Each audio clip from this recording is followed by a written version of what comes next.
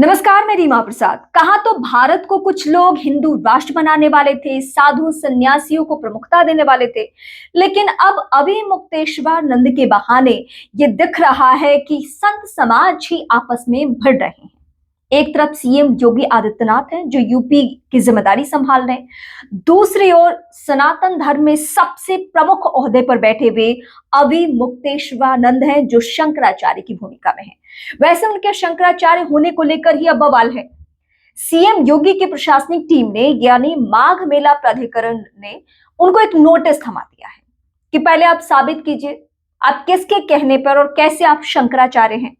आप शंकराचार्य नहीं हैं। अब अविमुक्तेश्वरानंद ने सीधे सीधे खुली चुनौती दी है कि ना यूपी का प्रशासनिक टीम, ना यूपी के सीएम और ना ही इस देश के राष्ट्रपति को यह अधिकार है कि शंकराचार्य चुने।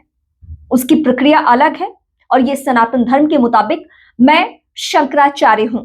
हालांकि उसकी कहानी एक अलग है कि कैसे ये विवाद सुप्रीम कोर्ट पहुंच चुका है और सुप्रीम कोर्ट में पट्टाभिषेक पे रोक लगी हुई है। सुप्रीम कोर्ट ने इस मामले में दखल दी है और इस बीच इसी को लेकर सीएम योगी आदित्यनाथ की पुलिस ने उनको नोटिस थमा दिया है और नोटिस के जवाब के एवज में वो फिलहाल धरना पर बैठे हुए।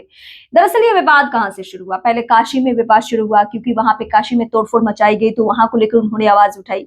उसके बाद ये मामला पहुंचा माघ मेले में यानी प्रयागराज में वो नहाने स्नान करने के लिए पहुंचे, तो उनके शिष्यों के साथ यानी अविमुक्तेश्वरानंद के शिष्यों के साथ बदसलूकी हुई, उनके बाल पकड़कर खींचे गए और उनके साधु संतों को पीटा गया। बाकायदा इसकी तस्वीरें भी है और कुछ ऐसा दावा भी किया जा रहा है। अब इस बीच वो धरना पर बैठ गए। उन्होंने कहा कि यूपी की प्रशासनिक टीम जब तक हमसे माफी नहीं मांगेगी तब तक हम ये धरना नहीं छोड़ने वाले, धरना स्थल से नहीं उठने वाले हैं और ना ही हम शिविर में जाएंगे, ना ही स्नान करेंगे। अब प्रशासनिक टीम यूपी की थमा दी है नोटिस अविमुक्तेश्वरानंद की कि पहले तो यही साबित कीजिए कि आप शंकराचार्य कैसे हैं। आप शंकराचार्य अपने नाम के पहले क्यों लिखते हैं? आप शंकराचार्य नहीं है। वैसे उनकी गुरु की मृत्यु हुई थी 2022 में और उसके बाद जो सनातन धर्म है और जो उसकी कुछ नियमावली है उसके मुताबिक उनके गुरु की मृत्यु के बाद और उन्होंने जो लिखा और उनके आखिरी वक्त में जो तय हुआ, उनके पार्थिव शरीर के सामने ही इन्हें शंकराचार्य घोषित किया गया और पट्टाभिषेक भी हो चुका है। तो सुप्रीम कोर्ट ने जो बीच में दखल दिया और कहा कि जब तक फैसला नहीं आ जाता पट्टाभिषेक नहीं हो सकता, तो इन लोगों की तरफ से दलीलें ये थी कि पट्टाभिषेक दो बार नहीं होता है, पट्टाभिषेक तो हो चुका है। अब ये मामला कहां तक आगे बढ़ता है इसके लिए थोड़ा इंतजार कीजिए, लेकिन हाँ ये सच्चाई है कि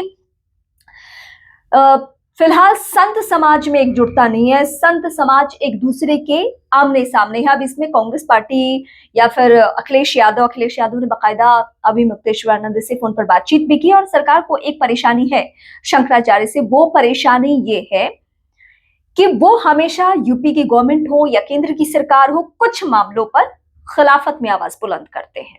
और वैसे वो शंकराचार्य नहीं है तो मुकेश अंबानी की शादी का लोग जिक्र करें कि उनकी शादी के दौरान शंकराचार्य होने के नाते उन्होंने भी उनका उस तरीके से आदर किया और देश के प्रधानमंत्री ने भी ना सिर्फ नमन किया बल्कि जो शंकराचार्य को लेकर जो नियमावली होती है उन सबको फॉलो किया।